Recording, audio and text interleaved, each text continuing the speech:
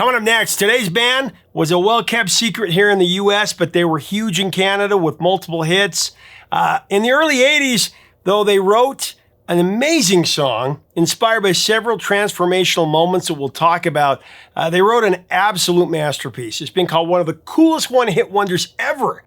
The only problem is it was never a hit, at least not in America, but it's always in the list of top one-hit wonders ever. Well, today we're going to give it its due and the Cinderella band that created it. They crafted, like I said, many hits in Canada, but they always came up short here in the States. But when the lead singer went solo, he had a top 5 hit in his first time out of the gate. Really cool story coming up next on Professor of Rock. Hey, music junkies. Professor of Rock, always here to celebrate the greatest artists and the greatest songs of all time. You know, if you remember the MTV also-rans like Night Tracks and Friday Night Videos, you're going to dig this channel. Music nostalgia all the time. Make sure to subscribe below right now and make sure to click the bell so that you always get our latest interviews and videos. And we also have a Patreon that you're going to want to check out below. That helps us so much. So it's time for another edition of Number One in Our Hearts. This is a show that honors songs that were so brilliant, so great. They should have been number one on the Billboard Hot 100, but for whatever reason, whether it was, poor marketing, lousy label support, lack of radio play, or even just sheer stupidity, the song just didn't make it. But on this show, we put it back where it belongs. Previous episodes, we covered More Than a Feeling by Boston. In Spirit of Radio by Rush.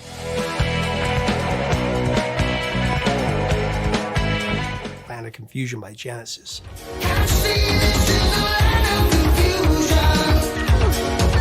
But today we're going to give some love to the Toronto band Red Rider and their haunting rocker, Lunatic Fringe.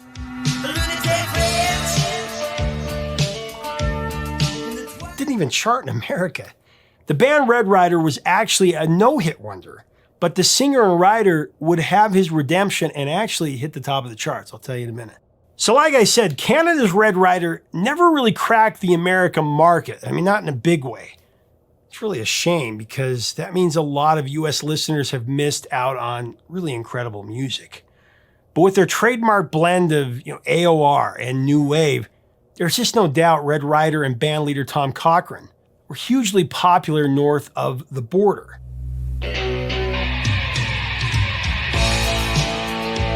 Cochran, who took up singing and songwriting duties for the band, actually had something of a rock and roll Cinderella story. I love these kind of things. Before he joined Red Rider, Tom was already pursuing a career as a folk singer. He's playing in pubs and roughneck bars and coffee houses across the highways of Ontario.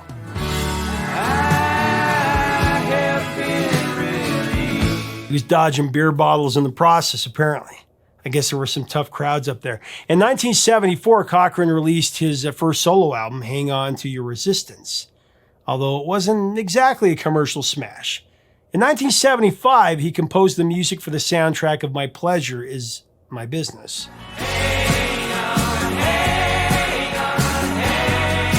After that, Tom released 2 more standalone singles. There was Softly Walk Away, again in 75, and Sail On in 76.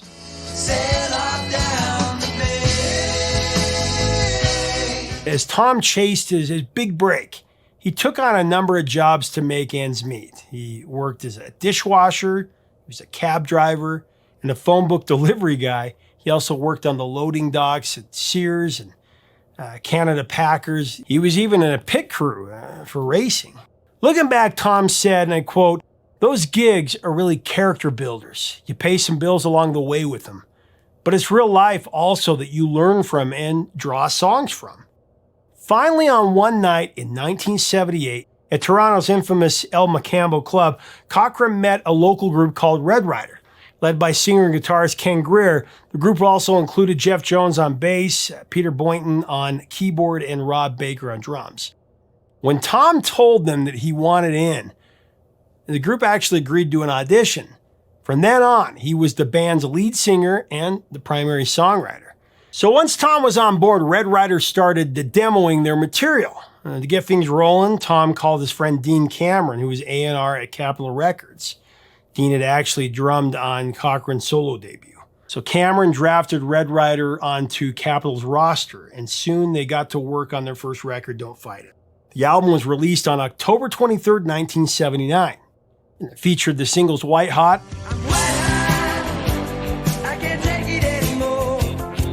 and also the title track.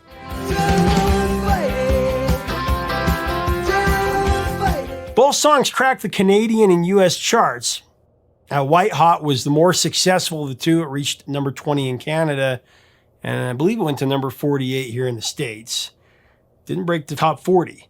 Don't Fight It, it stalled at number 75 and number 103, respectively. Now, the album sold 100,000 copies, and it opened the way for a string of successful follow-ups and Canadian album-oriented rock hits as well.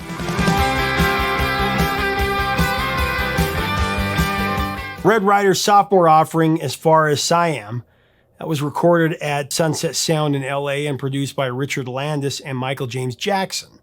It was released by Capitol Records on June 30th, 1981. It reached number 65 on Billboard's Pop Albums chart in 1981, and since then has also become popular on American classic rock radio stations. Now, two singles were released from As Far as Siam.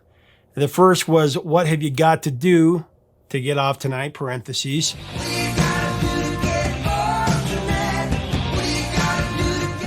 It just missed the top 40 on the Canadian charts. It went to number 42. The next, however, would become the band's most famous song, the haunting and hard-hitting Lunatic Fringe.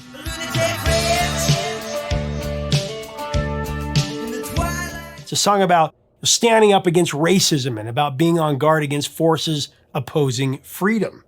Its message both condemns political extremism and puts proponents of hate on notice.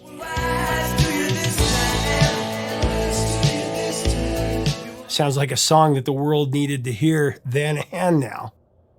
Well, actually, Red Rider's management didn't see it that way, and it was almost never cut. I guess the way they explained it to Tom was that there wasn't any room for deep topics like this in the disposable world of pop. Looking back, Tom said, I've always wanted to be a storyteller. I remember at the time everybody was saying, you can't do this. Management was saying, just write pop songs. Will you? Let's get on with, making some money. Yeah, sure, they needed to make money, but that wasn't Tom's highest priority. This song had a message that he knew that people needed to hear.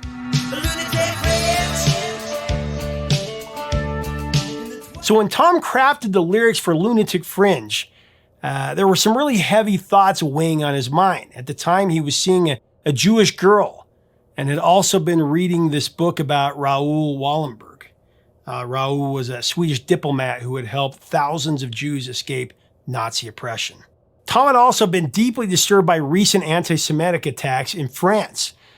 On the 3rd of October 1980, the Rue Copernic, a synagogue in Paris, was bombed by terrorists. 4 people were killed and 46 others were wounded. It was the first deadly attack against Jewish people in France since the end of the Second World War. Also back on his home turf back in Canada, various neo-Nazi groups were gaining traction.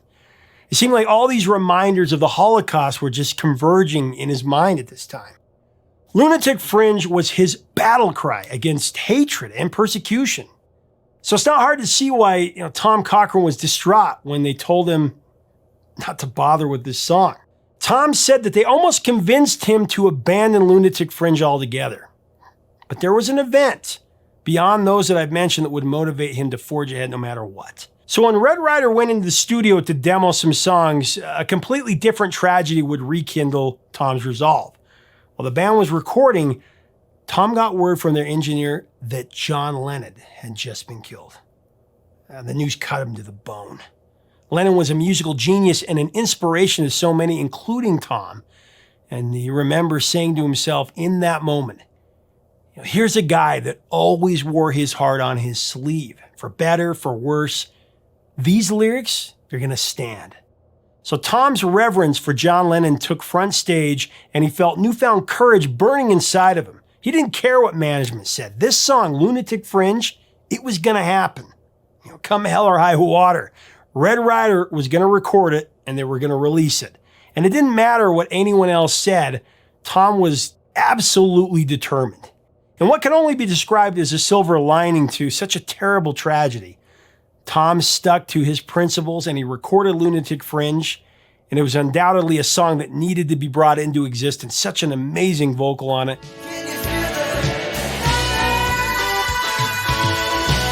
One that would help many resolve to stand up for what is right. Incidentally, and not surprisingly, it went on to become the biggest hit that Red Rider ever had. And also begins with this incredible ethereal intro created by the Austrian producer Peter Wolf.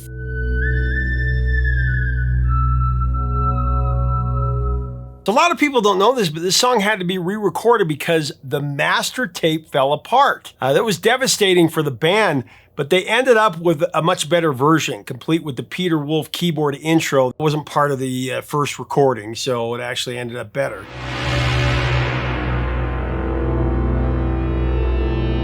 Now, the term lunatic fringe, it's widely credited to U.S. President Theodore Roosevelt, who is said to have popularized the term.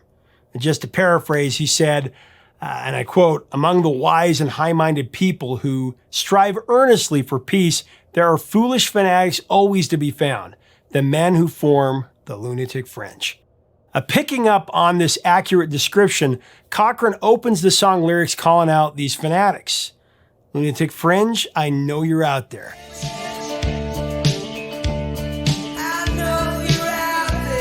The lyrics in the song itself are like a warning shot. Tom Cochrane is telling these harbingers of hate to expect resistance. We know you're out there hiding, holding your meetings. We can hear you coming. We know what you're after.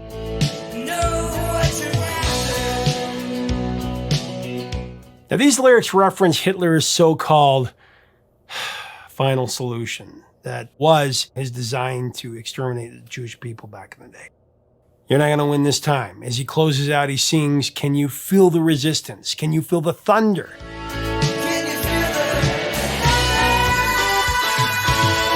And there's no doubt that anyone with half a heart is ready to stand up and fight for what is right in this situation.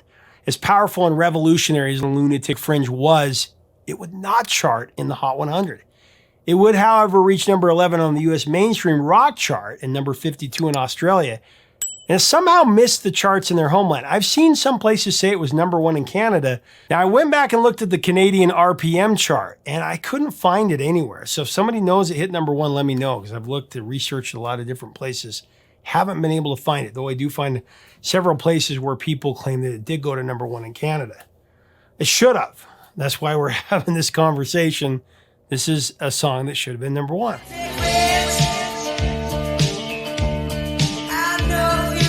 One of the big head scratchers of the time, but Lunatic Fringe has appeared in a few movies and TV shows. It was in Vision Quest in 1985.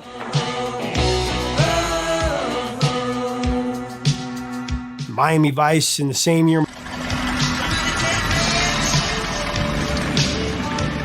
My Name is Earl in 2006. Shot in the Dark in 2017, Mindhunter in 2019, and King Richard in 2021. It's also been covered by Todd Rundgren.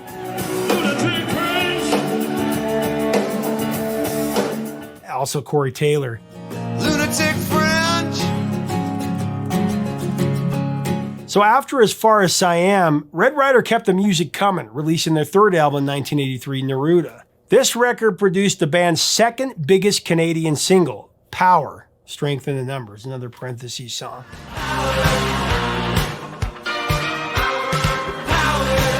But at this point, Red Rider still had not cracked the US market. At least not in the terms of the Hot 100. Now, Lunatic Fringe was played on classic rock radio and still is to this day.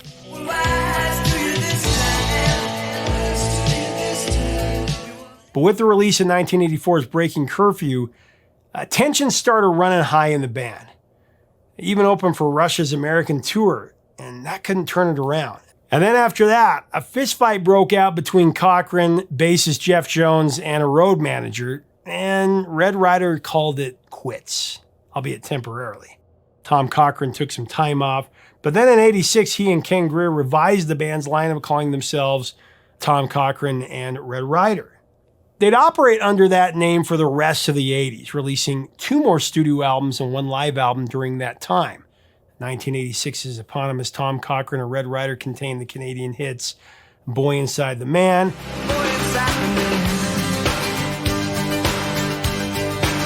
and The Untouchable One.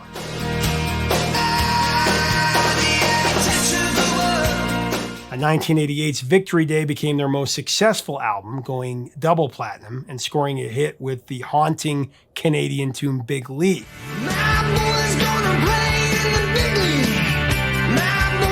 Now, after the 80s were said and done, Red Ryder had released a total of 6 studio albums and 19 singles. 7 of those actually broke the top 40 on the U.S. mainstream rock charts, but none of them ever broke the top 40 on the Hot 100. But Tom Cochrane, he'd keep on fighting. After 1989's The Symphony Sessions, Red Ryder officially disbanded and Tom Cochrane went solo. His 1991 debut, Mad Mad World, it brought the lackluster Hot 100 showings to an end in a big way. The global hit Life is a Highway reached to number 6 in 92, and it notched a spot higher on the U.S. mainstream rock chart at number 5.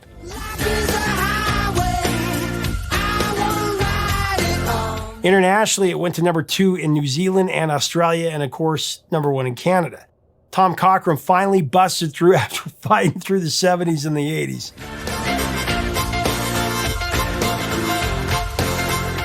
What a song. Mad Mad World became one of Canada's biggest selling records of all time, giving Cochrane a rare Canadian diamond status. That was in 95. That's 1 million albums sold for U.S. viewers. Tom also took home a total of 4 Juno Awards for Album and Single of the Year and Songwriter and Male Vocalist of the Year as well.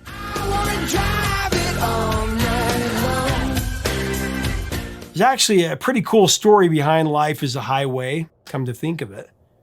Maybe we'll cover it down the road. Let me know if you want to do that. After Mad Mad World, Cochrane kept releasing records with Ragged Ass Road in 1995.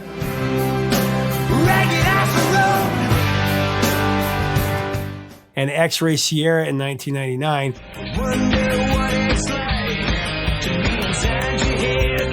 He also scored another number 1 Canadian hit with I Wish You Well. Good song.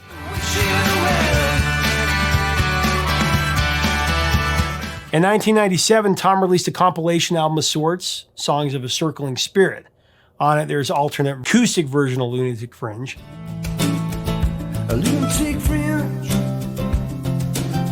Throughout Cochrane's career, he has accumulated a towering stack of accolades. He is a recipient of 8 Juno Awards, a member of the Canadian Music Hall of Fame, the Canadian Music Industry Hall of Fame, also the Canadian Walk of Fame. He's an officer of the Order of Canada, a former honorary Air Force colonel, and he holds an honorary doctorate, a Grammy nomination, and several songwriting awards. Asked about his success, Tom would say, "The thing is, I've been extremely blessed in my life and career. I've had the good fortune of having some good people around me over the years. I put one foot ahead of the other to see where the road would take me, and Providence has been kind." End of quote. But for Cochran, the biggest reward of all is hearing how his music has impacted people. For him, what really matters is hearing how one of his songs got someone through a difficult time, or how it was the soundtrack to some of their best times of their life.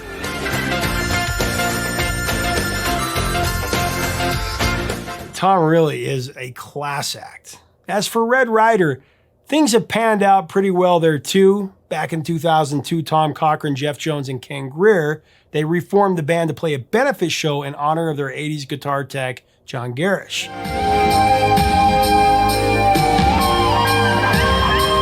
Since then, Tom Cochrane and Red Ryder have continued to be active, touring and keeping their music in the ears of the generations.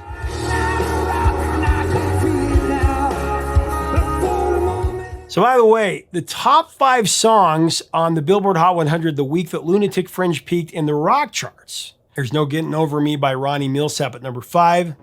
There ain't no getting over me. Urgent by Foreigner at number 4. So Stop Dragging My Heart Around, the magnificent duet by Tom Petty and Stevie Nicks at number 3.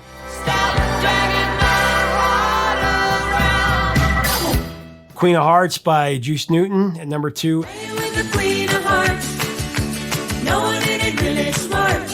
And Endless Love by Lionel Richie and Diana Ross at number 1. My endless love. And actually, Endless Love would spend 9 weeks. 9 weeks at the top spot. That's a lot of time. I think we could subtract just 1 week from that amazing duet and let a little band from Canada sneak in just for 1 week. Don't you? Listen to the song, let me know.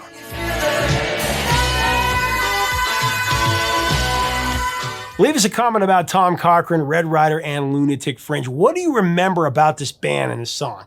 Such a great one. Let us know in the comments below.